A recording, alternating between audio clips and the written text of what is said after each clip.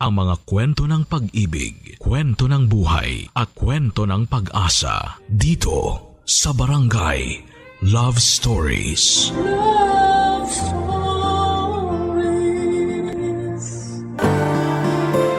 Ang buhay ay parang dagat. Minsan kalmado at minsan marahas.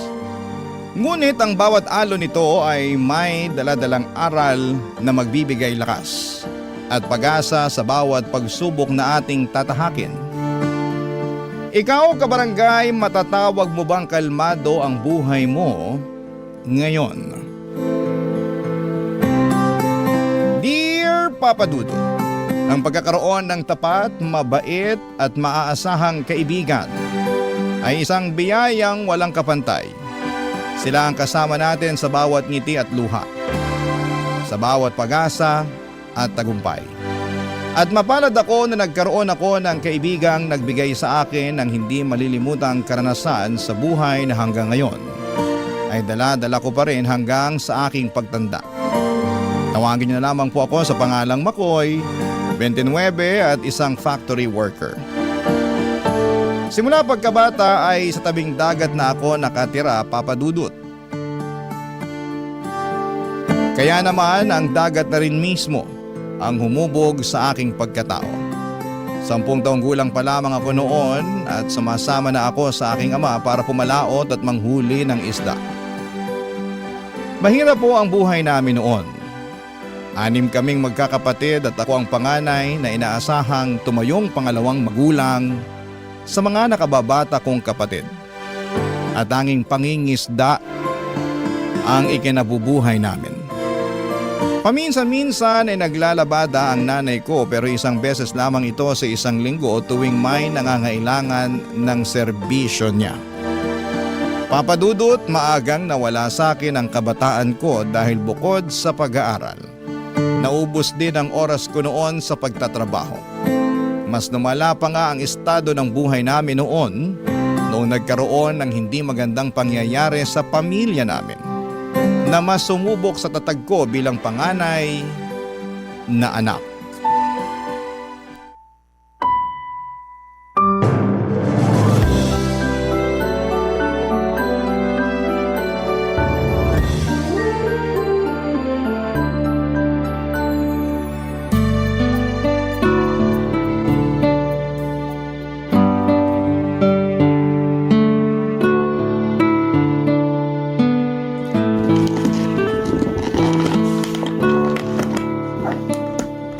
Nay, para saan yung mga damit na yan? Bakit kayo nag-i-impake ng damit?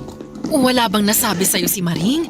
Sinabihan ko siya na ibalita sa'yo yung nangyari sa tatay mo ah. Wala po eh. Hindi kami nakita sa palengke kanina. Ano po bang nangyari kay tatay? Itinakbo siya kanina sa ospital. Na-stroke habang naglilinis ng bangka. Ano po? Oo, itinakbo naman siya agad sa ospital ng mga kasama niya. Ay, mabuti nga may tricycle yung isang kasamahan niya kanina eh. Kumusta na po siya? Ano pong lagay niya? Nasaan po siya ngayon? Ayun, nasa ospital pa rin siya. Naku, sa awa ng Diyos, maayos na yung lagay niya. Kaya nga ako sumaglit rito para kumuha ng gamit eh. Doon na muna kami magpapalipas ng gabi. Bakit daw po? Akala ko ba okay na siya? Inaantay pa yung resulta ng mga test niya para malaman kung nagkaroon ba siya ng komplikasyon. Ay, sige na. Mauna na ako at baka gising ng tatay mo. Wala kasi siyang kasama doon ngayon. Sandali lang po, sasamahan ko na po kayo. Wag na anak. Walang kasama yung mga kapatid mo. Ikaw na munang bahala rito sa bahay, ha? Pumunta ka na lang sa ospital mamayang tanghali para baunan ako. Sige po, susunod po ako sa inyo mamaya.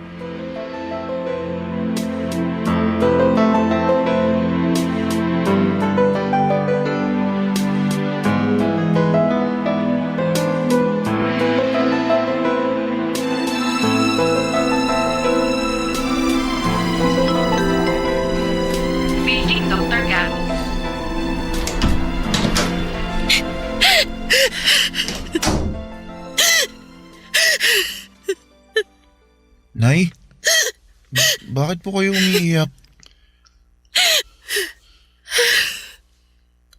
Dumating na yung doktor kanina, anak. May resulta na yung test na ginawa sa tatay mo. Ano pong sabi? Naapektuhan daw ng stroke yung utak ng tatay mo. Paralisado ngayon yung isang bahagi ng katawan niya. Po, pero may posibilidad pa rin namang gumaling siya, di ba? Madadaan naman daw sa therapy at gamutan. Kaya lang ang problema, anak. Saan tayo huhugot ng gamot ng tatay mo? Eh kung siya lang naman ang kumikita sa pamilya natin. Problema ko nga ngayon kung saan tayo hahanap ng pambayad dito sa ospital eh. Baka pwede po tayong makahingi ng tulong kay Mayor. Wala na tayong ibang aasahan kundi ang humingi talaga ng tulong sa ibang tao. Eh, baka sakaling mapagbigyan tayo. Ay, Diyos ko! Bakit ba kasi nangyari pa sa atin to? Kung kailan magpapasokan na, tsaka pa tayo mamomroblema ng ganito. Titigil na lang po muna ako pansamantala sa pag-aaral para makabawas sa gastusin. Kung gusto niyo po, total, tapos na ako sa high school. Pwede naman na po ako magtrabaho. Sigurado ka ba dyan, anak? Hindi mo ba gustong pumasok sa kolehiyo? Kahit naman po gustuin ko, wala rin naman po tayo magagawa kasi wala din naman tayong pera para makapag-aral ako sa college eh. Mas mabuti na po to. Ako na lang po muna yung kakayod habang nagpapagaling si tatay.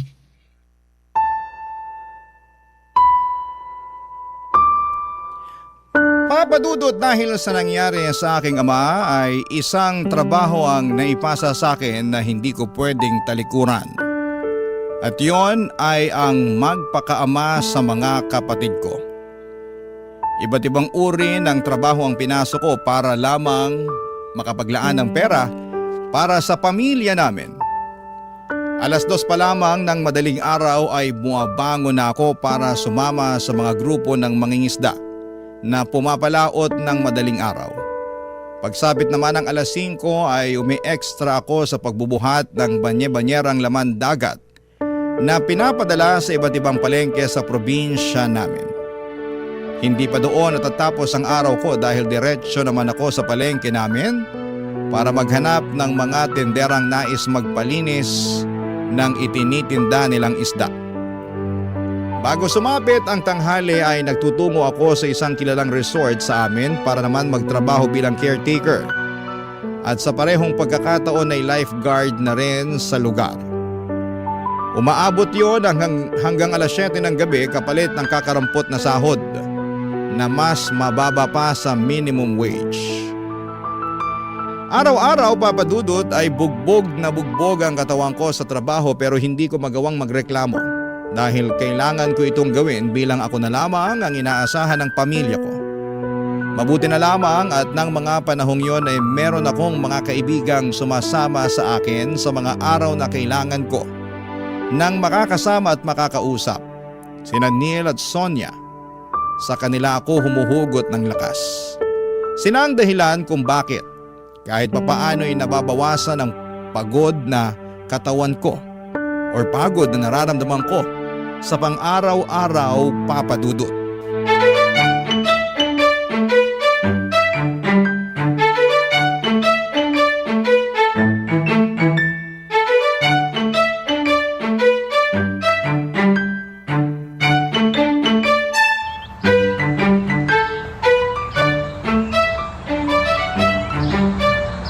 Neil, patambay muna ako rito ha. O Makoy, ikaw pala. Oo naman. Tapos ka na sa trabaho? Oo, kakatapos ko lang.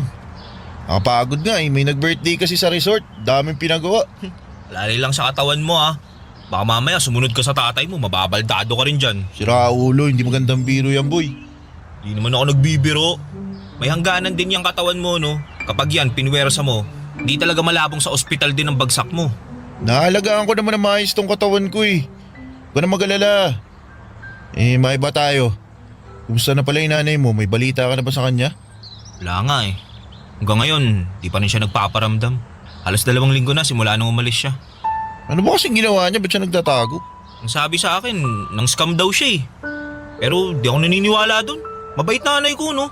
Sa sobrang bait niya, madali lang din siyang paikutin ng mga tao sa paligid niya. Kaya malamang, na-scam lang din siya katulad nung iba. Ang kaibahan lang, sa kanya nabaling yung sisi. Naku, kawawa naman yung nanay mo. Tsaka, sana magpakita na siya para malinis na yung pangalan niya. Grabe din naman kasi yung mga tao eh. Kahit anong paliwanag noon ni nanay, hinuhusgahan na agad siya. Wala tuloy siyang nagawa kundi magtago na lang. Pero kahit naman sana i-update niya kayo kung kumusta na yung lagay niya, di ba? Yun nga ang kinakabahala ako eh. Uy, nandito na pala kayo. Sakto, bili naman kayo ng tinda ko. Oh. Uy, Sonia, ano yan? Pastillas, masarap to, 5 pesos isa. Mahal naman yan. Labang pre-taste dyan. Pre-taste ka dyan, kakapiranggot na nga tubo ko rito eh. Dami mo talagang racket ah. Parang nung nakaraang linggo lang, inumin yung nilalako mo ah. Ganyan talaga kapag babaero yung ama tapos sugarol naman yung ina. Kailangan kumita para may pangkain. Kung wala akong gagawin, mamamatay na lang akong walang laman ng tiyan. Talagang bagay talaga tayong tatlo sa isa't isa, no? Ba't mo naman nasabi? Eh, pare-pareho tayong minahal sa magulang eh. Ako, maagang naulila sa tatay tapos nawawala yung nanay.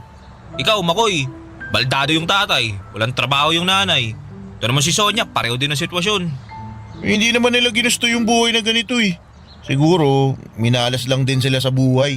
Eh, mas lalong hindi rin natin ginusto yung ganito, no? Alam nyo, ang ninega nyo, wala naman tayong mapapala sa pagrereklamo eh. Ano magagawa natin kung pinanganak tayong mahirap, di ba? Kung gusto nyo magbago buhay nyo, magtrabaho kayo. Mahirap na nga tayo, kinakawaan nyo pa yung sarili nyo eh. Talagang magiging masaklap talaga ang buhay nyo kung ganyan. Eh, ano pa dapat gawin para hindi maging masaklap buhay namin? Tularan nyo ako, masaya lang kahit problemado. Fake it till you make it, di ba sabi nila? Sus, mahirap pekein ng kasiyahan lalo na kung mas nangingibabaw ang kalungkutan, no? Asus, bumanat na naman. Kung may kapalit lang sanang pera yung matatalinghagang salita na lumalabas dyan sa bibig mo, matagal ka na sanang mayaman. Sana nga ganun na lang kadali ang buhay eh. E di sana lahat tayo masaya. Alam nyo, imbis na magmukmuk kayong dalawa dyan, tulungan nyo na lang kaya akong ibenta tong mga pastillas ko. Tara na, para naman may ambag kayo sa buhay ko. Pas, uwi na ako. Pagod na talaga ako eh. Bawi na lang ako sa susunod. Ikaw, Neil, sumama na ako. Sige na nga. Basta bigyan mo akong pre-taste mamaya ah. Ito, pakaburaot mo. O siya, mauna na ako ha. Enjoy kayo sa pagbebenta ng pagkamahal-mahal na pastillas ni Sonia. Daan ako sa bahay niyo mamaya, bebentahan ko nanay mo. Sa susunod na, wala kami pera. Simula elementary ay magkakaibigan na talaga kami nila Neil at Sonia Papadudut. Una ko naging kaibigan si Neil dahil magkapitbahay lang kami noon. Wala gaano ang kalaro si Neil noong mga bata pa lamang kami. Siya kasi yung tipo ng bata na lalampa-lampa. Mabilis siyang hingalin at lagi siyang nadadapa kapag naglalaro kami ng habulan. Mahina siya pagdating sa mga trabahong nangangailangan ng pisikal na lakas. Pero sa kabila noon ay bumawi naman siya sa pagiging matalino. Consistent honor student siya noon, kaya naman siya ang lagi naming takbuhan pagdating sa mga assignments and projects namin dati. Samantala ay naging kaibigan naman namin si Sonia noong lumipat siya sa lugar namin. Bigla na lamang niyang isinali ang sarili niya sa pagkakaibigan namin ni Neil nang walang dahilan. Kung nasaan kami ay lagi siyang nakabuntot hanggang sa nasanay na lang din kami na lagi namin siyang kasakasama. Hanggang sa pagtanda namin ay nanatiling matatag ang pagkakaibigan na nabuo sa pagitan naming tatlo. Taon pa nga ang lumipas, ilang pagsubok man ang dumaan sa amin, ay lagi naming kasama ang bawat isa. Sabi nga namin hanggat nasa likod namin ang isa't isa ay walang problema ang magpapataob sa amin. Hanggang sa halos sabay-sabay kaming tinambakan ng problema. Papadudot na muntik nang ikasira ng aming pagsasama. Barangay Love Stories. Barangay Love Stories. Papadudot taong 2014 ay nahuli ko ang sarili kong nanay na may kasamang ibang lalaki. Kinausap ko si nanay tungkol sa nalaman ko at hindi man lang niya ito itinanggi mula sa akin. Ayon sa kanya ay may mga pangangailangan daw siya na hindi na naibibigay ng tatay namin. Sobrang nawasak ang puso ko noon para kay tatay. Pero dahil ayokong masaktan ng tatay ko ay itinago ko na lamang ang mga nalaman ko. Hanggang sa sumunod na buwan ay tuluyan na kaming iniwanan ni nanay at pinili ang mas maayos na buhay na ipinangako sa kanya ng kalaguyo niya. Sa kabilang banda naman ay tuluyan ng nahuli at nakulong ang nanay ni Neil matapos ang ilang taong pagtatago. Para makapagpiyansa ay kinailangan itong maghanda ng 50,000 para lamang mailabas niya ang nanay niya sa kulungan. Sa parehong taon din, Papa Dudut, ay namatay naman ang tatay ni Sonia, ang taong pinaguhugutan niya ng lakas at saya sa kabila ng mahirap nilang buhay. Sabay-sabay man kaming binagsakan ng suliranin sa buhay. Sa aming tatlo ay si Sonia lang ang nananatiling matatag at puno ng pag-asa.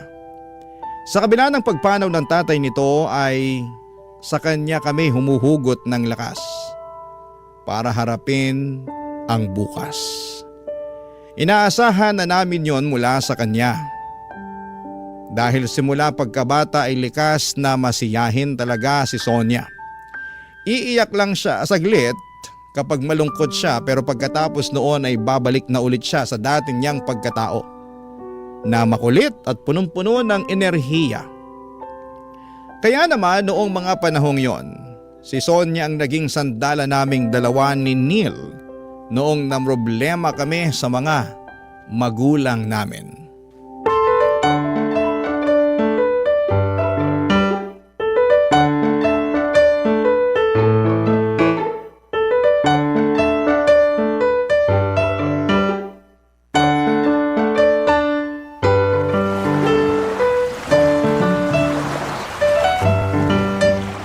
Bakit mo ba kasi kami gusto makausap?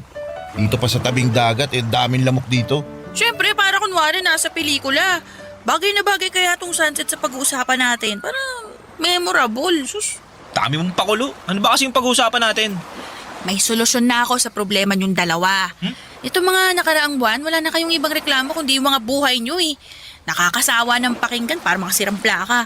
Kaya naisip ko na resolbahin na lang yung mga problemang yan. Paano mo naman gagawin yun? Easy ka lang ah. Ikaw Neil, nag-iipon ka ng pampiyansa para sa nanay mong nakakulong, di ba? Oo. Anong gagawin mo? Papautangin mo ako? Di no, pareho tayong walang pera. Pero hindi, may naisip akong paraan para magkapera ka. Paano naman? Parang ayoko yung nasa isip mo ah. Yung magbebenta ng laman ah. Sino ba nagsabi magbenta ka ng laman? Masyado kang defensive. Naisip mo bang gawin yun? Uy, si Raulo. Kung gagawin yun no. Pero syempre, hindi naman kita ilalagay sa ganong klaseng bagay. Ito yung naisip kong solusyon. Papalapit na yung piyesta natin, di ba? Oo, tapos? May nabalitaan ako. Magpapakarera daw sila ng bangka sa paparating na pista tapos magkakaroon ng pagandahan ng bangka. Malaki raw yung premyo dun kaya naisip ko, sali tayo. Karera ng bangka? Magkano naman daw yung premyo? Di ko pa alam pero unang pista to nung bagong halal na mayor kaya sigurado ako magpapakitang gilas yun. Ano, sali tayo? Pwede naman. May bangka naman si tatay na pwedeng gamitin. Maayos makina nun, kaya pwede ilaban. Sino naman magmamaniobra ng bangka? Hindi malamang tong si Makoy. Marunong ka bang gumamit ng bangka? Hindi. Oh, di ba? Ako, may alam ako sa bangka. Pero alam nyo naman na takot ako sa dagat kasi hindi ako marunong lumangoy. Kaya, no choice, si Makoy. Oo, kaya ko naman. Walang problema sa akin kasi bata pa lang ako, namamangga na ako. Ayun, edi tapos na isang problema. O, sunod naman yun sa'yo, Makoy. Sige nga, paano mo susolusyonan yung problema ko ngayon? Nahanap ko na kung nasa ng nanay mo. Talaga? Nasaan siya? Nandun, sa kabilang bayan. Teka, paano mo naman nalaman yan? Anong ginagawa mo doon sa kabilang bayan? May mga suki ako doon ng mga binibenta kong pagkain, di ba? Mabalik tayo sa sinasabi ko. Sinundan ko siya kasama yung pinalit niya sa tatay mo. Uy, Sonia! Ay, Yung bunganga mo masyadong pasmado. sorry. De, okay lang. Yung bahay ng lalaki, alam mo ba kung nasan? Oo, sinundan ko sila. Memoryado ko kung saan sila nakatira ngayon. Nabanggit mo na gusto mong makausap nanay mo sa huling pagkakataon, di ba? Ito na yung pagkakataon na yun. Ano, Makoy? Kikitain mo ba siya? Hindi ko alam eh. Hindi ko alam kung kaya ko. Bakit naman? Marami akong gustong sabihin. Marami akong gustong itanong sa kanya. Pero di ko alam kung masasabi ko lahat ng yun sa kanya kapag nagkita na kami. Hindi naman tayo pupunta agad-agad doon. Siyempre, kailangan mo rin paghandaan yun. Alam kong may galit at tampo ka sa nanay mo. Kaya mas magandang kitain mo siya kung kailang maliwanag na yan sa pag-iisip mo. Di bale, sasamahan ka naman namin kung kailangan mo ng suporte. Maraming salamat, Sonia. Ay, walang ano man. Paano na lang kaya kung wala ako?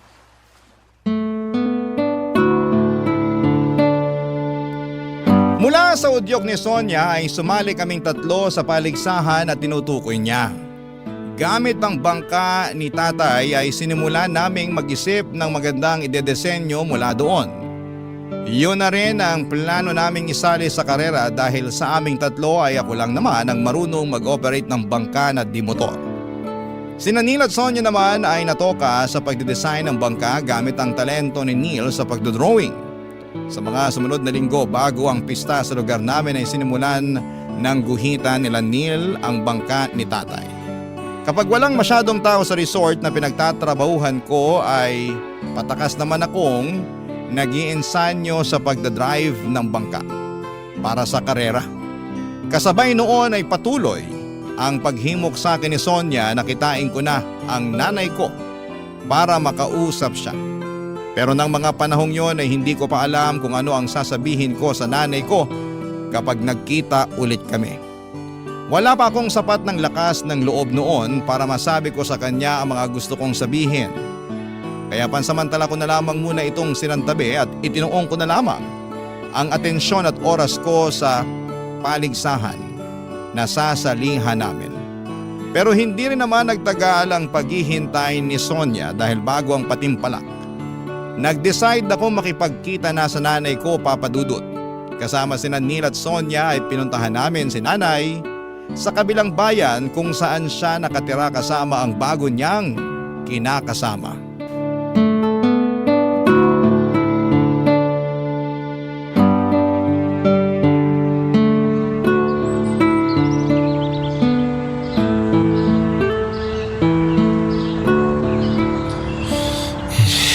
Ano ba yan? Parang kinakabahan ako ah. Makoy, mag-iisang oras na tayo nagtatago rito Kailan mo haharapin yung nanay mo? Yan mo nga siya. Huwag mo siya pilitin. Tatanong lang naman. Sandali lang, bumibuelo pa ako eh. Huwag ka magmadali, tol. Lapitan mo pag kaya mo na. Oo, para gabihin tayo. Mas mahal ang pamasahe ng tricycle kapag gabi, ha? Ito na. Pupuntahan ko na. Galingan mo, ha?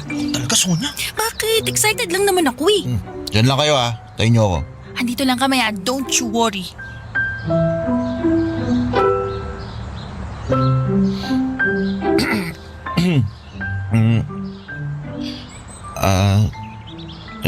Nay? Makoy?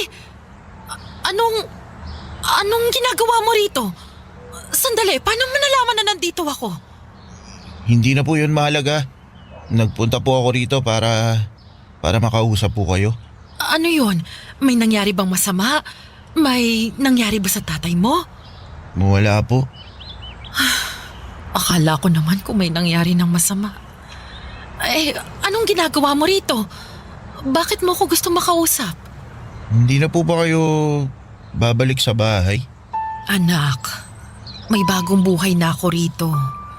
Masaya na ako sa kung anong meron ako ngayon. Paano naman po kami? Kami ng mga kapatid ko, si tatay. Malaki ka naman eh. Ikaw nang bahala sa kanila. Daya nyo naman po eh. Tinakasan nyo yung responsibilidad nyo sa amin. Di nyo man lang inisip na kailangan ko rin na magulang.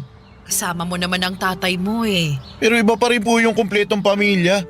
Kung sa tingin nyo matanda na ako at kaya ko na po lahat, nagkakamali po kayo. Kailangan ko po ng nanay. Kaya maawa na po kayo. Bumalik na kayo. Pasensya ka na anak. Pero hindi na mangyayari ang gusto mo. Hindi na ako babalik sa dating buhay natin. Ano, ganun na lang yun? Tatalikuran nyo na lang kami basta-basta? Pasensya ka na talaga. Nangako ako sa mga kapatid ko na ibabalik kita. Miss ka na namin, Nay. Ako rin. Pero hindi ko na kaya yung buhay na meron tayo dun, anak. Hindi ganong klase ng buhay ang inaasahan ko. Akala ko po ba walang ina makakatiis sa mga anak nila. Pero bakit kayo natitiis nyo kami? Sige, magalit ka na sa akin. Tatanggapin ko yon. Kahit isumpa mo na ako, pero pasensya na talaga anak. Hindi na ako babalik sa bahay. Sige na, bumalik ka na. Paggabi na marami pa akong gagawin. Mag-ingat ka pa uwi ha. Maiwan na kita.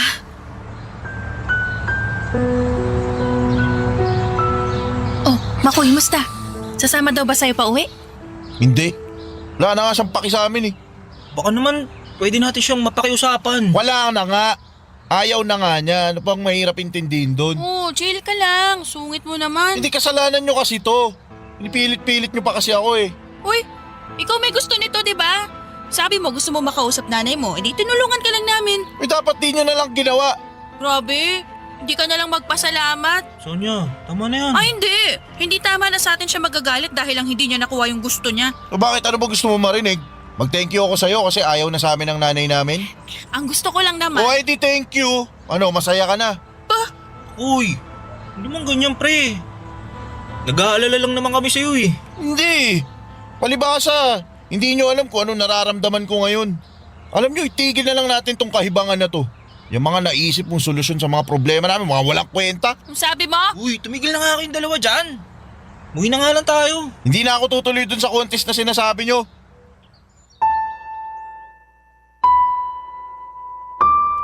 Aaminin ko, Papa Dudut, kaya ko nagawa ang bagay na yon noon ay naiinggit ako kay Neil dahil may nanay pa siyang makakasama. Samantalang ako ay tuluyan na kaming iniwanan ng sarili naming ina.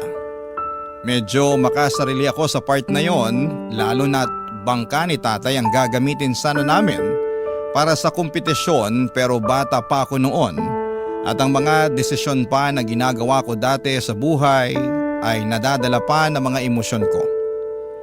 Pinanindigan ko ang mga sinabi ko kina Neil at Sonia na hindi na ako tutuloy kahit na makailang beses nila akong kinausap. Buo na ang desisyon ko noon na nagsimula lang dahil sa inggit at galit sa sarili kong nanay.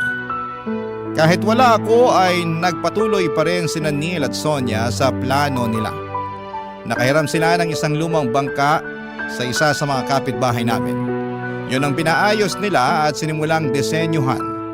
Dahil hindi naman marunong gumamit ng bangka si Neil, si Sonia na ang nag-volunteer na sumali sa karera kahit na hindi siya marunong lumangoy at takot siya sa dagat. Araw-araw tuwing nasa resort ako at nagtatrabaho ay nakikita ko kung gaano kasigasig ang dalawa sa pag-iinsayo. Gusto ko mang bumalik sana at tulungan sila, pero noong mga panahong yon, masyado pa akong nilalamon ng galit dahil sa sitwasyon ko, kaya hinayaan ko na lamang sila at nagpakapagod na lamang ako sa pagtatrabaho para sa sarili ko. Pero Papa Dudut, isang linggo bago ang kompetisyon ay isang masamang balita ang gumimbal sa lugar namin. Barangay Love Stories. Barangay Love Stories. Papa Dudut, nasa palengke ako noon at abala sa paglilinis ng isda noong narinig ko ang usapan ng mga tendera sa paligid ko. Naaawa daw sila dahil kamamatay lang ni Mang Nestor ay sumunod ding namatay ang dalaga niyang anak. Pagkarinig ko sa pangalang yon ay biglang kumabog ang dibdib ko dahil Nestor ang pangalan ng tatay ni Sonia. Agad kong tinext si Neil para makibalita sa kanya, ngunit hindi siya nag-reply sa mga text ko. Minadali ko na lamang ang trabaho ko sa palengke at saka ako agad na nagtungo sa bahay nila Sonia. Mas lalo kong kinabahan noong nadatnang ko ang mga taga-barangay sa tapat ng bahay nila Sonia na abala sa pagkakabit ng tolda. Dalawa ang anak na babae ni Mang Nestor, si Sonia at ang nakababata nitong kapatid. Hindi naman sa mas gusto kong mawala ang kapatid nito, pero habang papalapit ako sa bahay nila Sonia ay tahimik akong nananalangin na sana hindi si Sonia ang tinutukoy nilang dalaga ni Mang Nestor na namatay. Bago pa man ako makarating sa gate nila Sonia ay nanlumo ako nang nakita ko si Neil na nakatayo sa tabi ng Pader at puno ng luha ang kanyang mga mata. Hindi ko pa man nakukumpirma, ay alam ko na ng mga oras na yon na si Sonia nga ang tinutukoy nilang namatay, Papa Dudut.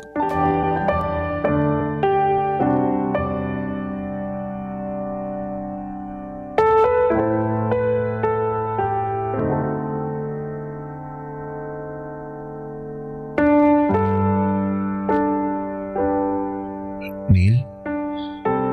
Sino yung namatay? Huwag mo sabihin. Wala na si Sonia, tol.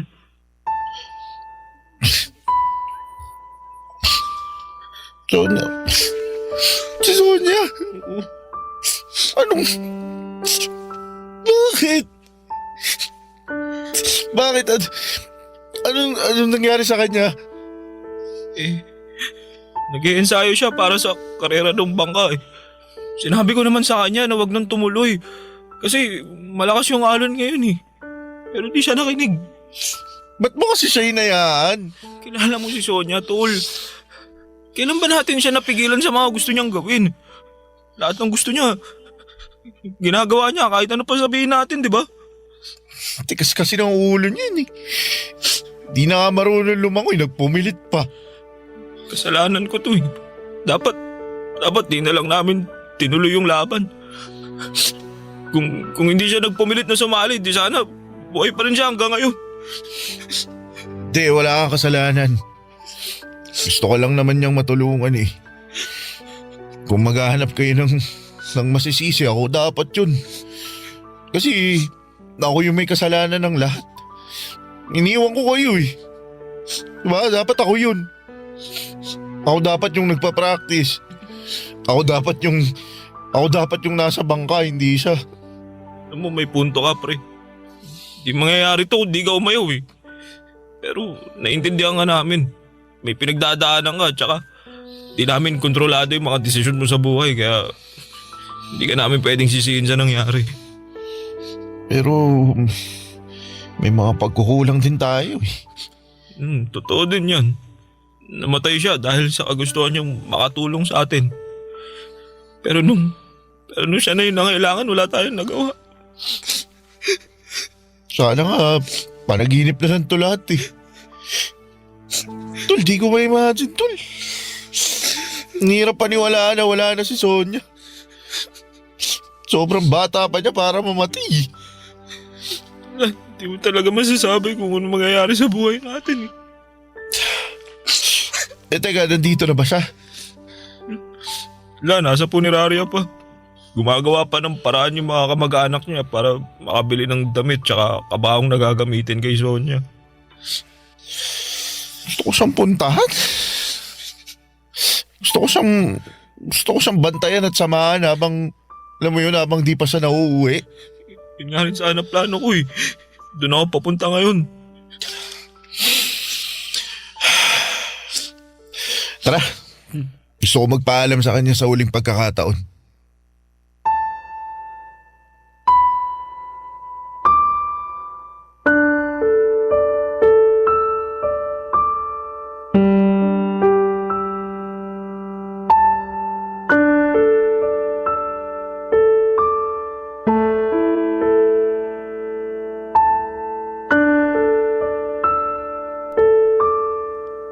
Papadudod sa mga sumunod na araw ay magkasama naming binantayan ni Neil ang kaibigan namin hanggang sa nailibing ito sa kanyang huling hantungan. Masakit para sa amin na hindi masisilayan pa ni Sonia ang kinabukasan. Napakarami niyang pangarap sa buhay kaya nakakalungkot na maaga siyang binawi ng Panginoon gayong isa siya sa mga tao na may napakabuting puso. Marami siyang napapasayang tao at marami siyang natutulungan ng walang kapalit. Sa loob-loob ko ay sinisisi ko ang sarili ko dahil kung hindi ko lang sana sila sinukuan noon, hindi sana ako papalitan ni Sonia sa karera. Hindi sana siya mauuwi sa kamatayan. Kaya naman ang tanging pambawi na lamang na naisip ko ay ang ituloy ang mga nasimulan niya. Sa mismong puntod ni Sonia ay pinangako ko na tutuparin ko ang mga bagay na gusto niyang mangyari. Tutulungan ko si Neil na mabuo ang iniipon niyang pampiyansa sa kanyang nanay. Susubukan ko ring sundin ang naging payo niya sa akin noon na tatanggapin ang mga bagay na hindi ko kontrolado.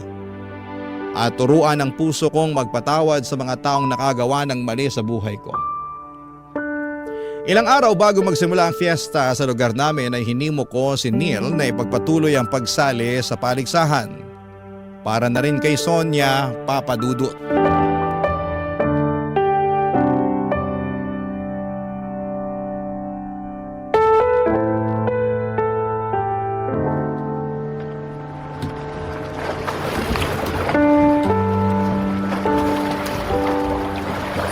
Pasensya ka na, Nila. Di natin nakuha yung grand prize. Ayos lang yun. Kahit papaano, nanalo tayo ng second place sa paghandaan ng disenyo ng bangka.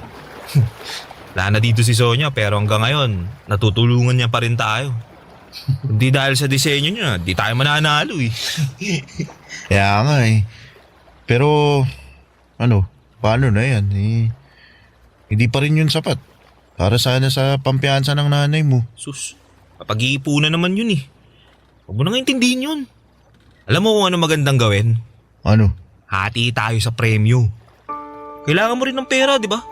Ako, hindi ako tatanggi dyan. Kailangan ko rin talaga ng pera eh. Kaya nga naisip ko, paghatian na lang natin. Sige, salamat.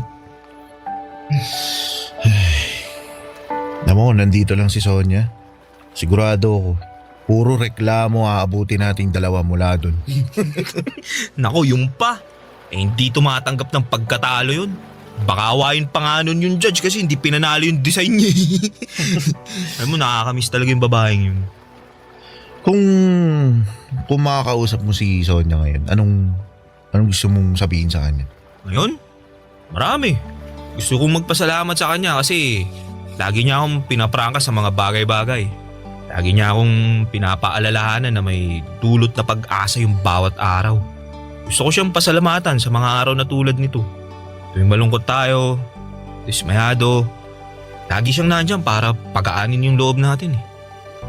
Ako, gusto kong humingi ng tawad sa kanya. Bakit naman? Hindi kasi pakiramdam ko, nadismay ako siya eh. Ewan ko ba, parang sinira ko yung pagkakaibigan natin dahil lang sa nagpadala ako sa nangyari sa problema sa pamilya namin. Wala naman nasirang pagkakaibigan. Alam mo, katunayan nga si Sonia pa nagpaintindi sa akin ng pinagdadaanan mo eh. Alam niya kung paano mabuhay sa isang sirang pamilya. Kasi dati di ba naghiwalay yung mga magulang niya. Sa aming dalawa, siya mas nakakaintindi sa'yo nun. Hindi, pero pasensya pa rin ha, kasi naging makasarili ako eh. Sus, huwag mo na alalahanin yung pre. Tapos na yun eh. Saka isa pa, bumawi ka naman na. Natalo nga lang. Oo nga eh. Totoo nga yung sinabi mo. Magandang tumambay dito sa laot. Nakakagaan ng loob. Diba? Lalo na kapag tahimik yung dagat. Dito rin takbuhan ko kapag gusto kong takasan yung mga problema ko eh. Masarap humiga sa bangka habang hinihili ka ng alon. Tapos pinagmamasdan mo yung kalangitan. Salamat Makoy. Layon. Di, salamat kasi naging kaibigan kita. Kayo ni Sonia. Salamat na dumating kayong dalawa sa buhay ko. Ako rin. Pinagpapasalamat ko rin ang bagay na yan. Papa Dudut, wala na akong masyadong rekoleksyon pa sa mga sumunod na nangyari pagkatapos ng nangyaring paligsahan. Basta ang nanatili sa utak ko noon ay yung kinuha si Neil ng kanyang tiyahin papunta sa Maynila. Simula noon ay nawala na kami ng koneksyong dalawa. Hanggang ngayon ay wala na po akong balita kay Neil kung kumusta na ang buhay niya. Pero umaasa ako na sana'y nasa maayos na siyang kalagayan at naabot na niya ang mga pangarap niya. Sa kabilang banda naman ay malayo na po sa dagat ang buhay ko ngayon. Noong namatay ang tatay ko ay nagkanya-kanya na kaming magkakapatid. Nakahanap ako ng trabaho sa isang factory dito sa Maynila.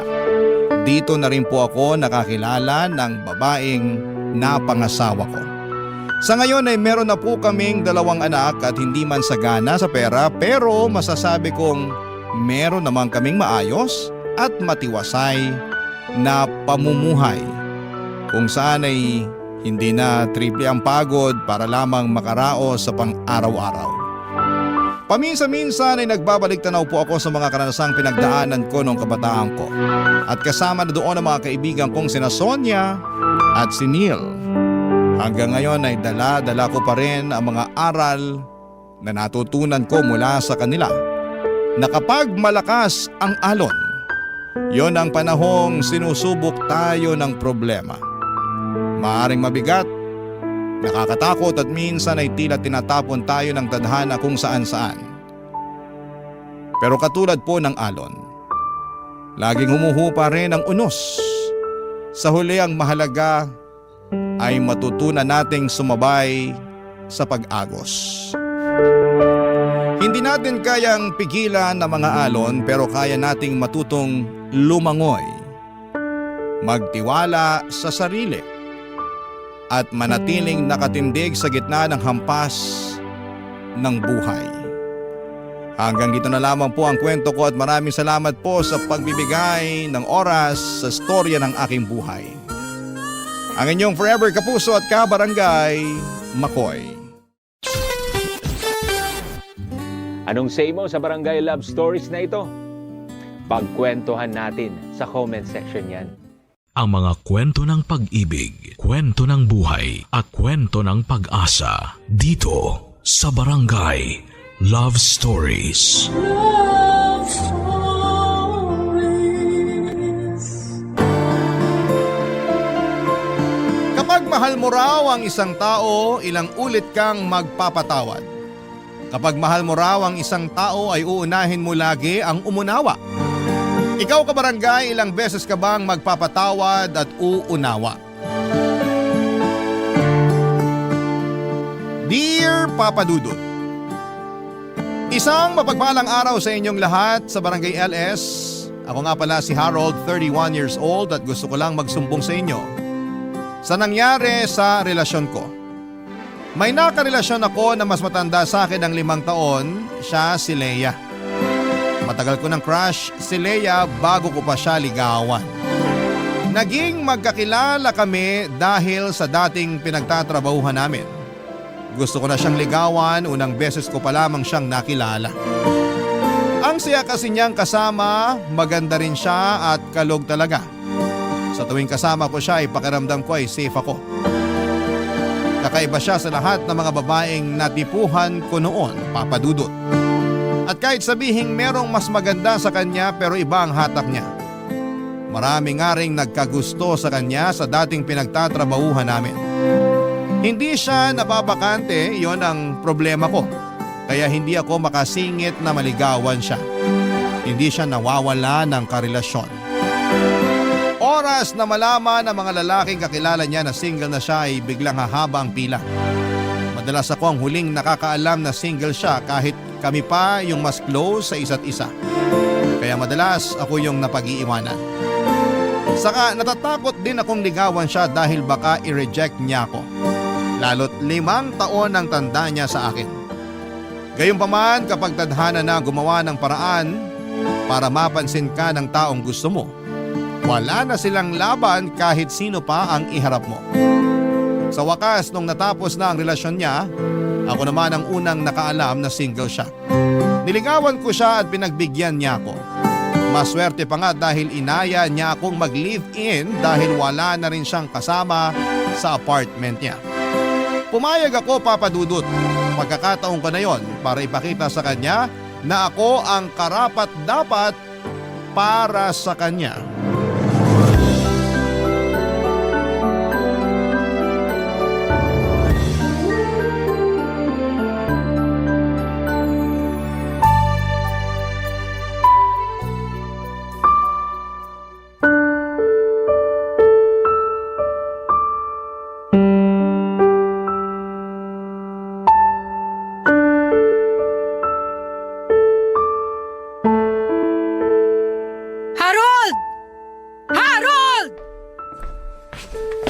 Bakit, Leia? Ano yun? Kanina pa kita hinahanap.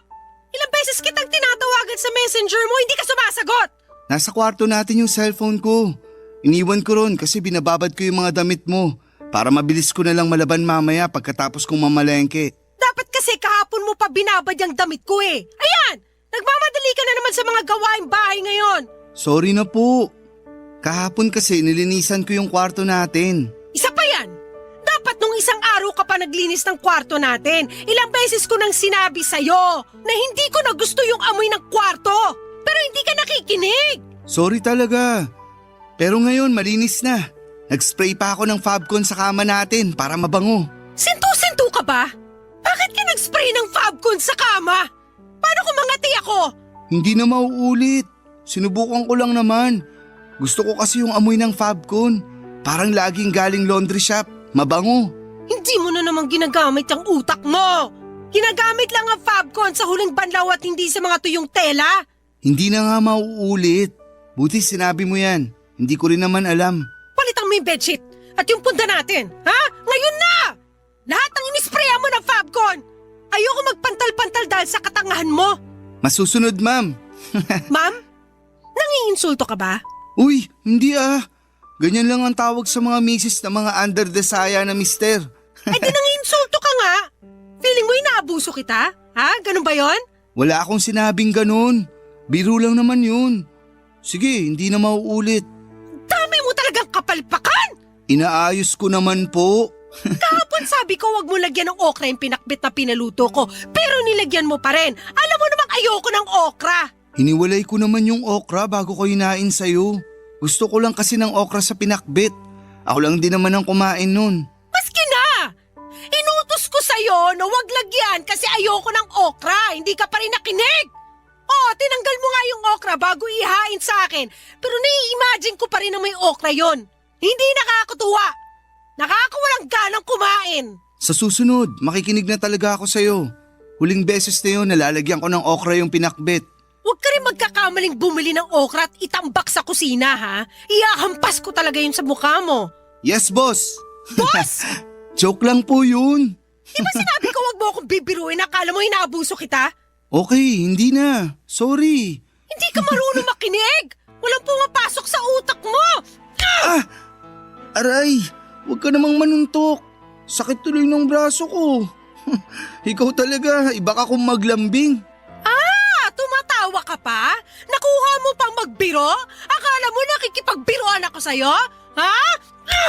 Aray, teka, tama na. Hindi na ako makakapaglaban ng damit mo kung mamamaga tong braso ko sa kakasuntok mo. Baka putulin ko pa yung braso mo sa pangbubuisit mo. Aray, tama na, Leia. Tama na. Lagi mo na lang akong ginagalit. Tama na. Masakit na eh. Aray, Leia. Tapusin mo yung labada! Nakailang suntok si Leia sa akin sa braso at sikmura bago siya tumigil. Kung hindi siya napagod at kung hindi nanakit ang kanyang kamao, baka hindi niya ako tinigilan hanggat hindi niya ako nakikitang nagva-violet na ang aking balat. Nabigla ako doon, iyon ang unang beses na sinaktan niya ako. Dinaan ko na lamang sa biro pero nabigla talaga ako, Papa Dudut. Pagkatapos noon ay nagmadali na siyang lumabas ng bahay. Hindi nagpaalam kung saan siya pupunta. Galit pa rin siya. Siguro ay para magpakalma. Hindi ako kaagad nakabalik sa pag-aasikaso ng labahin ni Leia. Masakit pa rin kasi noon ang braso ko. Pinahirang ko na ng liniment para mawala kahit papaano ang pananakit pero hindi yon umepekto. Napansin kong nagpapasana ang braso ko. Hindi ko natuloy natapos pa ang mga gawaing bahay. Palaisipan pa rin sa akin kung bakit ganon ang inastan ni Leia sa akin. Yun ang unang beses na nakita ko siya na parang naging dragon. Nung magkaibigan pa lamang kasi kami ay napaka-sweet niya at masiyahin. Kaya nga ako nahulog sa kanya. Aaminin kong natakot ako sa ginawa niya, Papa Dudut, kasi parang ibang tao ang nakita ko noon habang sinusuntok niya ako ng paulit-ulit sa braso at sikmura. Gabi na noong pinagpatuloy ko ang labahan. Nabawasan na ang sakit sa braso ko kahit papaano. Pinagpaliban ko muna ang pamamalengke dahil hindi ko kayang magbuhat ng mabibigat. Saktong natapos ko ang mga labahan nang dumating si Leia. May hawak siyang yema. Nilapitan niya ako habang inaayos ang ginamit ko sa paglalaba. Tahimik lamang ako noon at pinakikiramdaman siya. Noong kinalabit niya ako ay napatingin ako sa kanya, Papa Dudut. Maamo na muli ang mukha niya. Parang bumalik na ang Leia na una kong nakilala.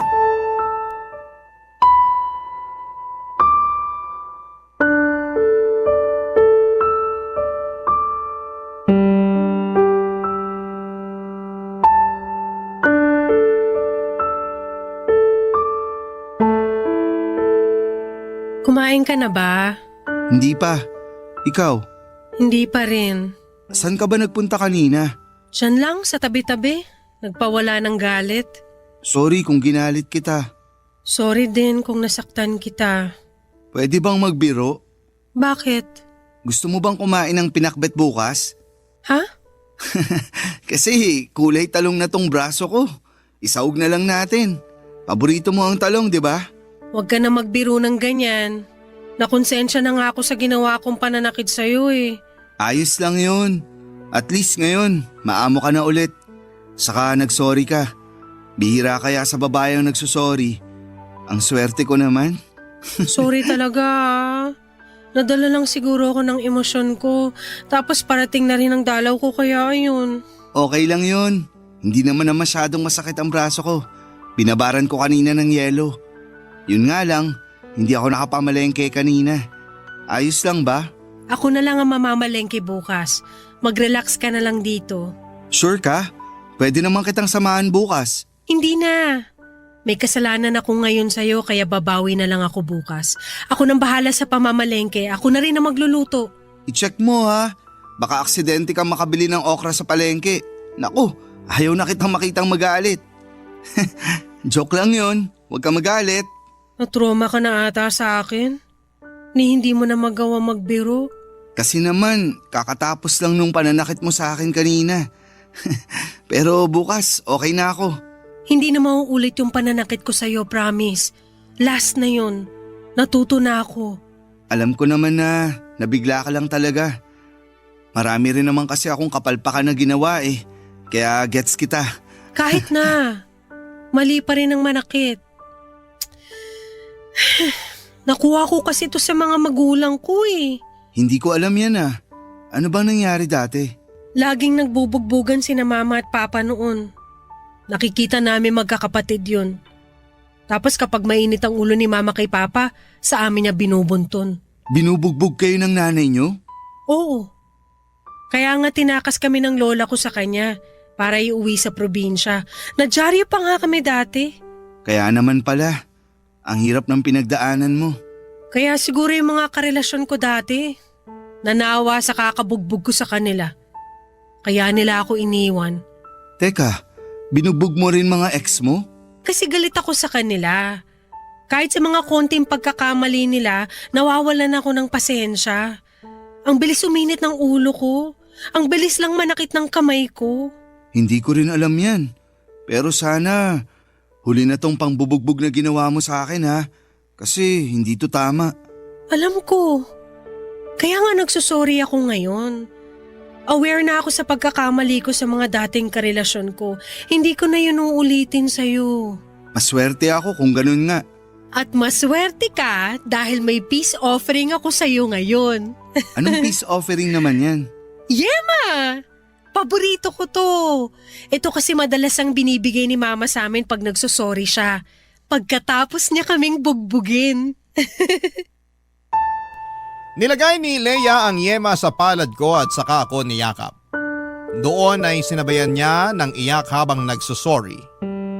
Kahit ako ay nanghina sa iyak niya, Papa Dudut. Nakaramdam ako ng awa sa kanya at hindi ko ma-imagine kung gaano kasakit ang pinagdaanan niya sa kamay ng mga magulang niya, lalo na sa kanyang ina. Hindi dapat sinasaktan ng bata. Mabilis ko lang napatawad si Leia at pagkatapos noon ay nanumbalik na muli ang masaya naming relasyon. Umorder na lamang siya ng dinner namin at sabay namin yung kinain habang nanonood ng TV.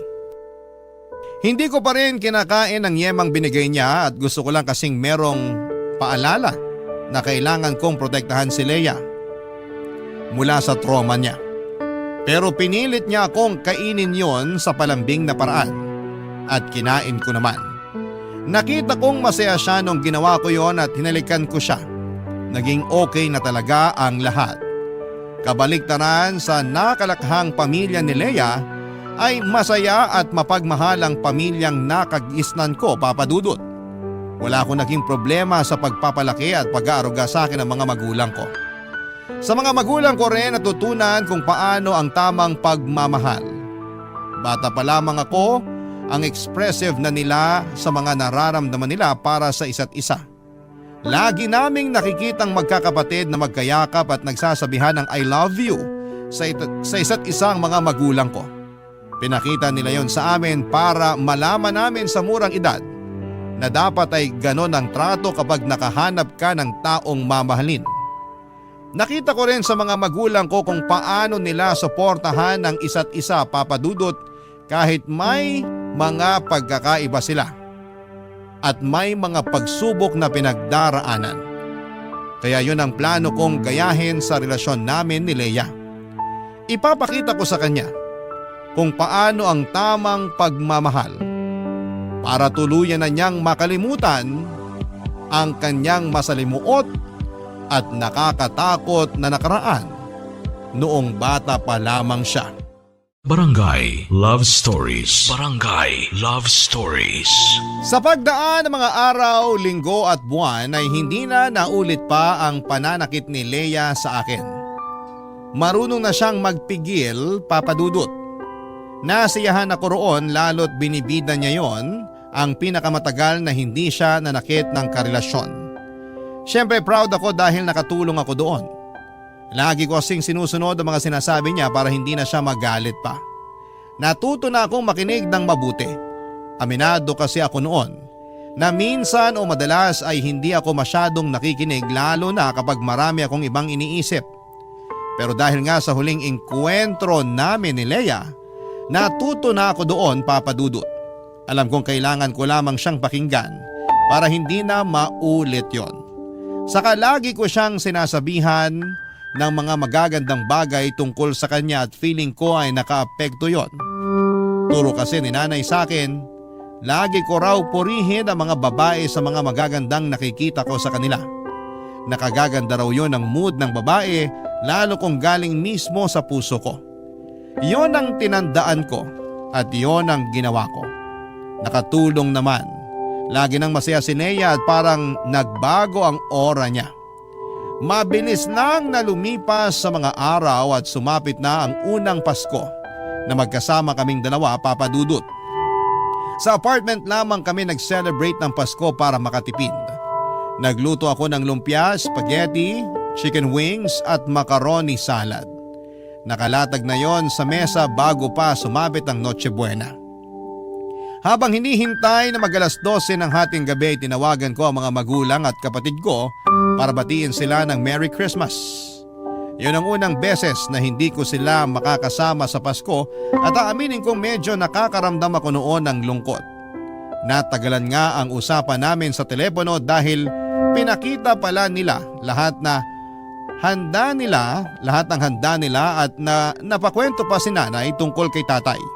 Hindi ko na malaya na hinahanap na pala ako ni Leia, Papa Dudut.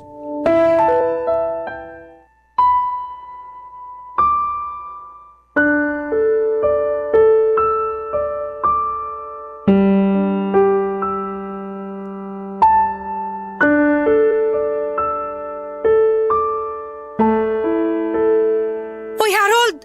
Kanina pa kita tinatawag ah. Saan ka ba nagpunta? Kanina pa kita tinatawagan pero hindi ka makontak. Lumabas kasi ako. Pasensya na kung di ko nasagot mga tawag mo. Tinatawagan ko kasi si nanay. Eh bakit hindi na lang dito sa loob ng bahay ka tumawag? Kanina pa kita hinahanap. Ang bagal kasi ng wifi natin. Ginamit ko na lang yung data ko. Sa labas malakas yung sagap ng internet. Kaya doon ko tinawagan si nanay. Ayun nga eh. Ipapaayos ko sana sa'yo tong wifi natin kasi hindi ako makakonect. Paano ako makakapag-post nito sa Facebook? May problema ata talaga sa internet ngayon. Nag-message na ako pero sabi, may inaayos daw. Kaya baka mamayang madaling araw pa matatapos yung service maintenance nila. Nakakabanas naman oh. Kung kailan naman Pasko. Makikonek ka na lang sa data ko. Marami pa naman to. Kaya mo na. Sure ka? Sabihin mo lang sa akin kapag kailangan mo na. Sino na naman ba yung tumatawag sa'yo sa messenger? Si ate. Teka, sagutin ko lang. Subukan mong lumabas ulit, tatamaan ka sa akin. Ha? Ilang oras mo nang kausap ang pamilya mo? Paano naman ako? Iiwan mo lang ako rito sa loob ng bahay? Saglit lang naman to. Pag Noche Buena na, sa'yo na buo ang atensyon ko. Hindi. Mula sa oras na to, sa akin ang atensyon mo.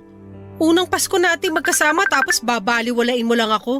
Eh di sana sumama na lang pala ako sa mga kaibigan ko para nag-inuman na lang kami. Sorry na. Unang Pasko rin kasi to na hindi ko kasama ang pamilya ko. Sumasama ang loob mo. Gusto mo doon ka na lang sa kanila? Marami ka pa namang data, di ba? Mag-book ka na ng masasakyan at umuwi ka na lang doon. Iuwi mo na lang din lahat ng handa natin. Tutal wala na akong ganang kumain. Wag namang ganyan. Gusto ko silang makasama. Pero gusto rin kitang kasama. Eh sino bang mas gusto mo makasama sa amin ng pamilya mo? Andito ako ngayon, so malamang ikaw. Eh pero panay naman ang kontak mo sa pamilya mo. Parang nagsisisi ka na magpapasko kang kasama ako. Hindi ah. Excited nga ako kasi ito ang unang Pasko natin na magkarelasyon. Huwag ka na magalit. Sige, bukas ko na lang kakausapin si ate. Nakakainis ka kasi. Imbis na mag-focus ka na lang sa akin. Hindi na po. Sa'yo na ang focus ko ngayon. Ano bang gusto mong gawin? Gusto ko, patayin mo yung cellphone mo para hindi na makatawag at makaistorbo sa iyong pamilya mo. O sige po, walang problema. Oh, ayan ha. Pinatay ko na. Kakainis ka. Sorry na po. Buo na ang atensyon ko sa'yo ngayon. Hindi na nga ako masaya sa mga niluto mong handa tapos bibusitin mo pa ako sa pagtawag mo sa pamilya mo. Ano bang problema sa niluto ko? Ang alat at ang sagi ng lumpiang Shanghai. Yung spaghetti, mas anemic pa kaysa sa akin. Yung macaroni, in-overcook mo. Ha? Alam ko, sakto lang yung pagkakaluto ko. Baka nanginan lang masyado. Hinayaan ko kasi nakabukas yung mga bintana. Puro ka talaga kapalpakan. Paskong Pasko pero umiinit ang ulo ko sa'yo. Wala pa namang 12:00. Mareremedyohan ko pa yan. Teka. Ang laki mong palpak! Palpak ka! Aray, Leia! Awat na! Huwag mo naman akong tadyakan! Aray! Maligayang Pasko sa'yo at sa kapalpakan mo!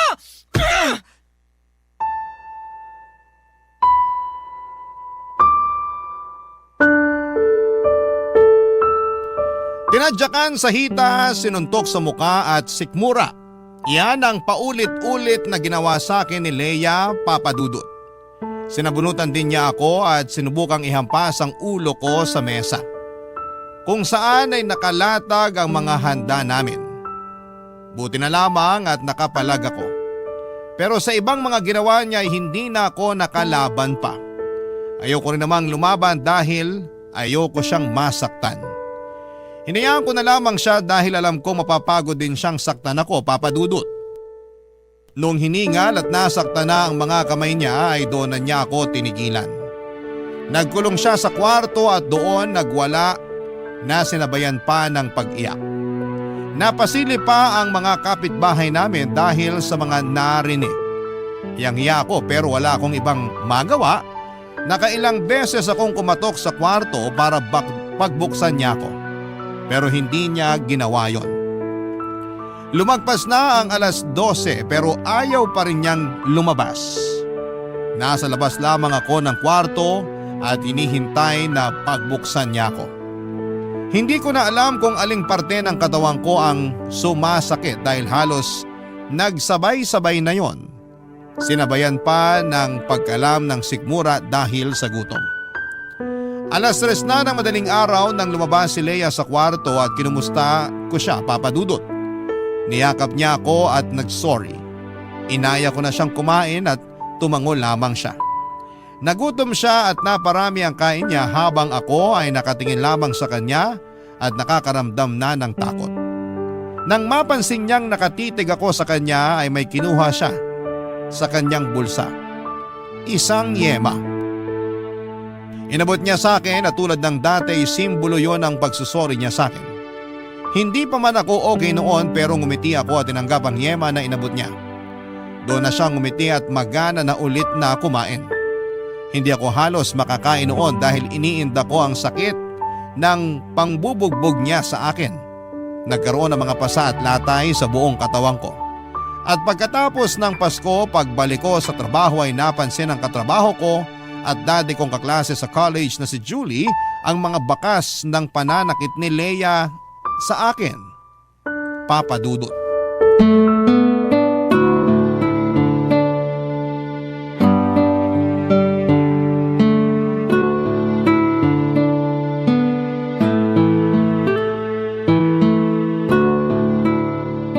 Uy, Harold. Ayos ka lang? Oo naman. Merry Christmas pala. Naging merry ba talaga ang Christmas mo? Anong ibig mong sabihin? Ang fresh pa kasi ng mga galos mo. Halatang nung Noche Buena lang naganap yan. Ah, wala to. Natalsikan lang ako ng mantika nung nagpiprito ako ng chicken wings at lumpia. Napalakas yung apoy. Naparami yung mantika.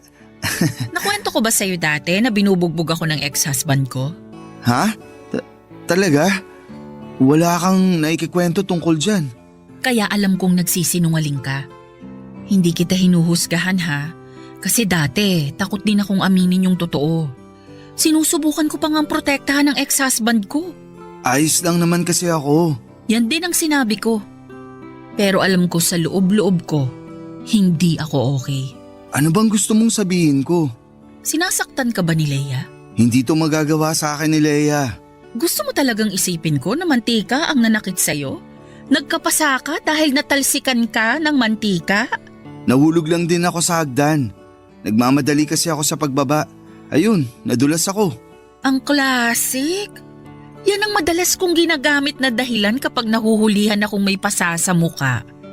Lagi kong sinasabi na nahulog ako sa hagdan. Kahit sa totoo, wala namang second floor ang bahay namin. Pwedeng magtanong? Ano yun? Paano ka nakatakas sa ex mo? Gusto mo na rin bang takasan at maging ex si Leia? Huwag na lang pala natin pag-usapan. Hindi. Pag-usapan natin. Pinapagaan ko lang ang sitwasyon. Huwag kang mag-alala. Mapagkakatiwalaan mo ko. Ready ka bang magtiwala rin sa akin? Nakakaawa kasi si Leia. Lumaki siya sa toxic na pamilya. Nagbubugbugan ng mga magulang niya. Tapos, binubugbog din siya ng nanay niya. Kawawa naman talaga. Pero hindi sapat na dahilan yun para gawin niya rin sa'yo kung anong naranasan niya sa pamilya niya. Gets mo ba? Mahirap sigurong pigilan lalo kung hindi pa siya okay mula sa trauma niya. At responsibilidad niya ang sarili niya para maghilom sa trauma na yon. Hindi yung ipapasa niya sa'yo kung ano man ang nakasanayan niya noon. Alam ko naman. Akala ko kasi hindi na niya uulitin yung pananakit niya sa akin. So hindi ito ang unang beses na sinaktan ka niya? Pangalawa pa lang naman. Nilalang mo yan? Dapat nga nung unang beses pa lang huminto na siya. Sinubukan naman niya. Ilang buwan din ang pagitan nung una at pangalawang pananakit niya sa akin. Kahit papano, nag-improve naman siya. Proud ka pa talaga ha? Dapat nga hindi na naulit, di ba? Hindi naman kasi ganun kadaling takasan ang nakasanayan mo. Hindi naman talaga dapat takasan. Pero kailangan niyang harapin at kumprontahin ang issue na yan para matapos na at makapagbagong buhay na siya. Hindi ganun kasimple. Malalim yung mga sugat niya. Ganyan na ganyan din ako sa ex ko. Ilang beses ko ring pinagtanggol at pinaniwalaan na magbabago siya pero walang nangyari. Kung hindi pa ako na ICU noon dahil sa pananakit niya, hindi pa ako matatauhan. Harold, hindi na magbabago si Leia. Puro lang sorry ang matatanggap mo sa kanya. Pero hanggang doon na lang yun. Maniwala ka sa akin. Pinagdaanan ko yan. Walang pagbabago sa taong ayaw magbago. Hindi na ako nagsalita sa huling sinabi ni Julie, Papa Dudut. Alam kong may punto siya. Pinag-isipan ko yung buong araw habang nasa opisina. Wala na ba talagang pag-asa na magbago si Leia? Hahayaan ko na lang ba siyang saktan ako ng paulit-ulit hanggang sa sumuko na lamang ang katawan ko? Hindi ako mapakali. Lagi na lang akong natatakot, pati ang pag-uwi sa apartment namin ay kinakabahan ako. Hindi ako makagalaw ng maayos kapag kasama ko si Leia. Pakiramdam ko anumang oras na may mapansin siyang mali ay aambahan na agad niya ako. Hindi na ako komportable sa piling niya. Pero mahal ko siya. Lalo akong nanghihina sa tuwing iningitian niya ako at nilalambing. Parang nakakalimutan ko bigla lahat ng pananakit niya sa akin, ganong kalakas ang karisma niya na kaya niya akong mabawi sa tuwing nakagagawa siya ng mali. Halos ayoko nang umuwi noon ng apartment, Papa Dudut. Kapag nagme-message siya sa akin ay parang ayoko nang basahin yon. Alam kong nakakahalata na siya sa unti-unting paglayo ko. Hindi lang siya umiimik dahil ayaw niyang mabuksang muli ang topic tungkol sa ginawa niyang pananakit sa akin noong dumaan ang Pasko. Sinubukan naman niyang bumawi at naging mabait siya sa akin at dinoble pa ang lambing at pag-aasikaso niya. Hindi siya nagpakita ng galit sa akin o kahit kaunting inis. Kaya muli na naman akong tumiklop sa kanya, Papa Dudut. Nahuli na naman niya ang kahinaan ko. Kaya lang ang tanong na tumatakbo sa isip ko, hanggang kailan kami magiging masaya bago ang susunod na pananakit niya? Barangay Love Stories. Barangay Love Stories. Nagpaalam ako kay Leia na uuwi muna ako sa amin dahil nagkasakit si nanay. Masama ang loob niya pero pumayag siya. Alam kasi niyang may kasalanan pa siya sa akin at hindi siya pwedeng umangal dahil baka lalo lang lumayo ang loob ko sa kanya. Nagtanong lamang siya sa akin kung kailan ako uuwi at sinabi ko sa kanya na hindi ko pa alam. Dagdag ko pa ay basta kapag naging stable na ang pakiramdam ni nanay, uuwi rin ako. Nagtanong siya kung pwede ko raw ba siyang isama na lamang sa bahay ni nanay, pero mabilis akong tumanggi. Na-offend ko siya dahil parang ayoko siyang kasama. Pero hindi naman kasi namin magawang mapag-usapan ang nangyaring pananakit niya sa akin. Kaya hindi ko magawang sabihin sa kanya na parang ko lamang din yon para makahinga sa relasyon namin. Gusto ko lang munang lumayo sa kanya kahit na ilang araw lang. Paglipas ng mga araw ay nag-a-update pa rin ako sa kanya kahit umuwi muna ako sa bahay ni nanay. Para hindi naman siya malungkot at mapraning. Baka hindi rin kasi lalo lang siyang magalit sa akin. Naging pasensyosa naman siya sa akin kahit ang tipid ko na mag-chat sa kanya, Papa Dudut. Nagpapakiramdaman talaga kaming dalawa at makalipas ang isang linggo ay gumaling na si nanay at umuwi na rin ako sa apartment namin ni Leia. Aminado naman akong na-miss ko rin siya kaya naisip kong umuwi na. Sinalubong niya ako ng isang mahigpit na yakap at binusog ako sa halik sa mukha ko. Gumaan kahit papaano ang pakiramdam ko. Nakapagluto na rin siya at pinagsaluhan namin yon. Marami siyang nakwento sa akin na nangyari sa kanya habang wala ako. Mukha siyang masaya. Masaya na rin ako pero hindi pa rin matanggal sa isipan ko na anumang oras ay pwede na naman siyang sumabog at mangbugbog, Papa Dudut.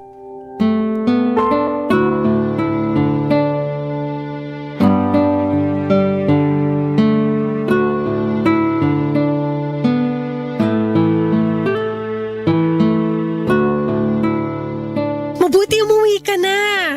Para ako mababaliw dito sa bahay mag-isa. Nasanay na ako na lagi kang kasama. Nakakalungkot pala kapag wala ka. Namiss kita. Namiss din naman kita. Kung hindi naman kasi nagkasakit si nanay, hindi na naman ako uuwi ron.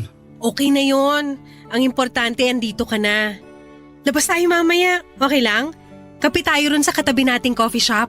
Libre ko. Date natin yun ah. Dito na lang tayo sa apartment. Marami pa naman tayong kape na pwedeng i-brew dito. Saka para ma-relax tayo habang nanonood ng TV. Saka mukhang uulan eh. Okay. Pero siguro nga mas maganda kung, sige, doon na lang tayo magkape. Maganda nga rin na umulan para bumagay sa kape natin. Sure ka ba? Oo naman, kahit ano, basta ikaw. Nanginginig pa. Gusto ko kasing matry ulit yung Spanish latte nila. Last week ko pa gustong subukan pero gusto ko sana kasama ka pag hihigop ako nun eh. Sige, pahinga lang tayo ng konti. Magpababa lang ng kinain. Naparami yung kain ko sa niluto mong gata. Ang sarap. Okay. Bakit ka malungkot? May nasabi ba ako? Sorry kung ano man yun, hindi ko talaga sinasadya. Huwag kang magagalit please. Gusto ko na kasing magkape para makapag-relax na ako. Sige, tara na. Okay na ako. Teka lang Harold, May ginawa ba ako mali? Ano yun? Basta hindi ko sinasadya. ano ba nangyayari sa'yo? May mali ba sa nangyayari sa akin? Sabihin mo lang, aayusin ko. Huwag kang magagalit please. Ayoko magalit ka. Hindi naman kasi ako galit. Nag-worry lang ako sa'yo. Huwag kang mag-worry para hindi ka na magalit. Ayos lang ako. Ayos lang talaga. Tara na, kape tayo. Mag-usap tayo. Galit ka ba? Bakit palagi mong sinasabi na galit ako? Gusto ko lang malaman para alam ko kung anong gagawin ko. Natatakot ka na ba talaga sa akin? Hindi Ayoko lang na nagagalit ka. Dahil ba to sa nangyari nung Noche Buena? Huwag na nating iwasang pag-usapan yon, Harold. Alam ko namang dumistansya ka na sa akin mula nung binugbog kita nung Noche Buena. Hindi naman ako manhid. Ayos na yun. Hayaan mo na. Last year pa yun. Pero hanggang ngayon bit-bit natin yon. Hindi tayo makakapag-move on hanggat hindi natin pinag-uusapang dalawa yon. Ang totoo, natatakot ako sa iyo, Leia. Araw-araw. Lagi akong kinakabahan sa tuwing nakikita kita kasi baka may mapansin kang mali sa akin tapos magagalit ka.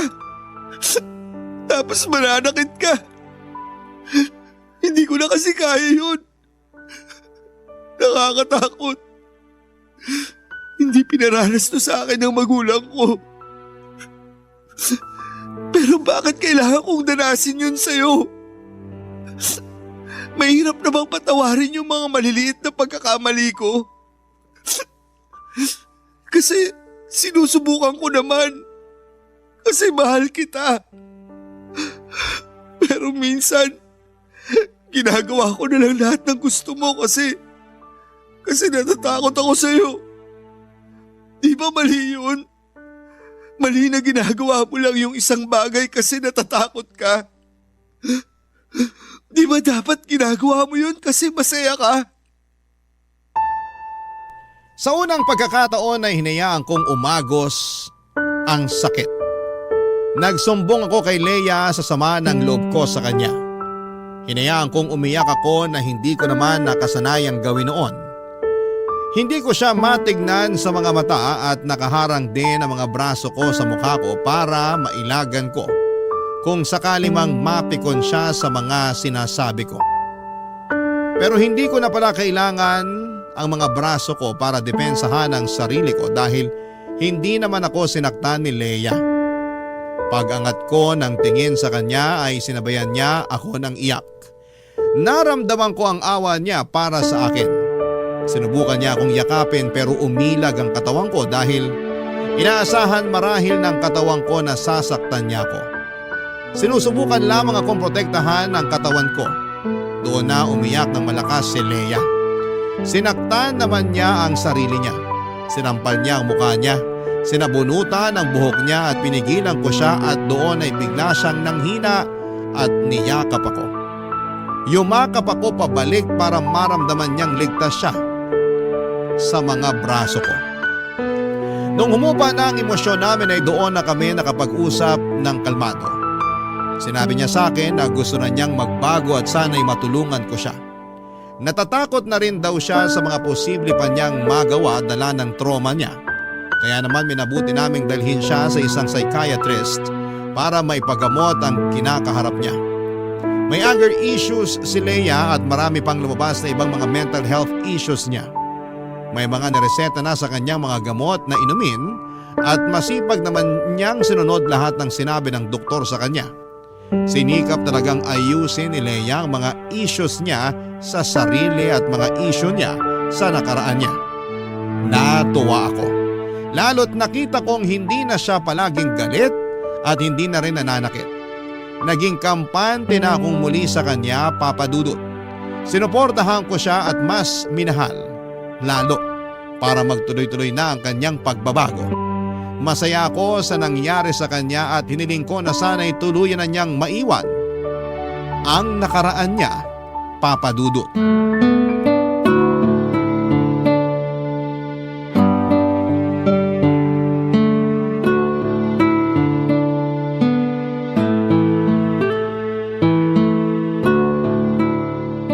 Napagod ako sa paglalakad natin kanina.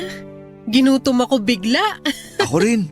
Feeling ko, kaya nating umubos ng 2 rice cooker. Laman ng rice cooker o mismong rice cooker ang kakainin natin?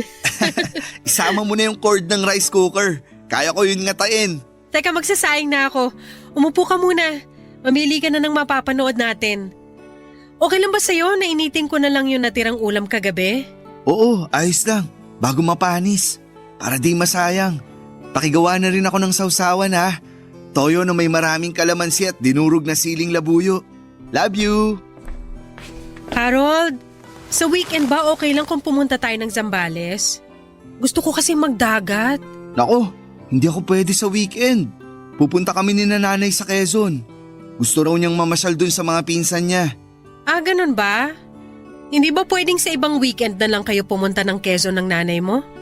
Kasi last weekend kayo rin na magkasama na namasyal sa Pampanga. Baka naman pwedeng itong weekend ako naman ang kasama mo. Ako naman ang ipasyal mo.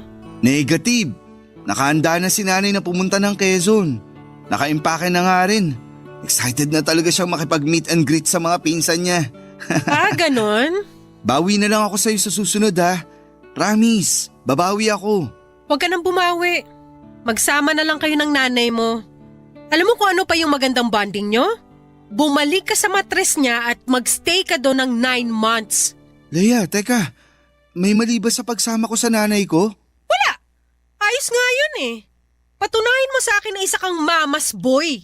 Gusto ko lang namang pagbigyan si nanay. Bihira ko na rin siya kung makasama. Matanda na rin siya. At gusto ko namang makasama siya bago, alam mo na. Bihira makasama? 2 weekend na kayo magkasama. Ano pang bihira ron? Palagi rin naman tayong magkasama, di ba? Andito ako lagi sa apartment kasama mo. Magkatabi lagi tayo matulog. 2 araw lang naman ang nilalaan ko para kay nanay at sa pamilya ko. Sana maging okay sa'yo yun. Hindi okay sa akin. Napapabayaan mo na ako. Alam mo na hindi totoo yan. Lea, makinig ka. Ano ba? Huwag mo akong hawakan! Lea, kumalma ka. Sabi nang huwag mo akong hawakan Lea, sandali. Huwag mo na akong saktan. Napag-usapan na natin to.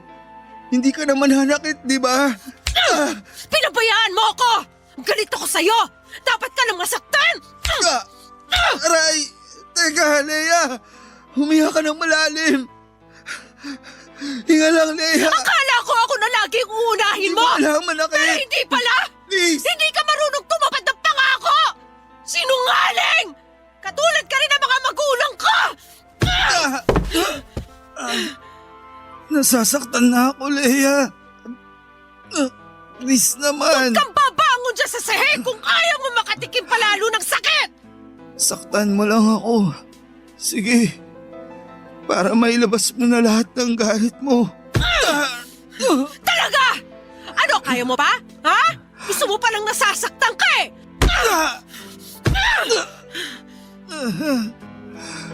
Tumigil ka lang kapag ayaw mo na. Hindi kita titigilan! Hindi kita titigilang saktan! Tandaan mo yan! Tapos na ba? Kasalanan mo to, Harold! Kung bakit kita nasaktan ulit!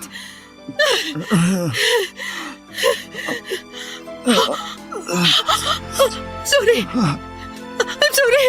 I'm sorry! Hindi ko sinasadya! Teka, kukunin ko yung yema sa ref. Ha? Diyan ka lang sa sahig! Huwag ka papangon! Kakain ka ng yema! Sandali!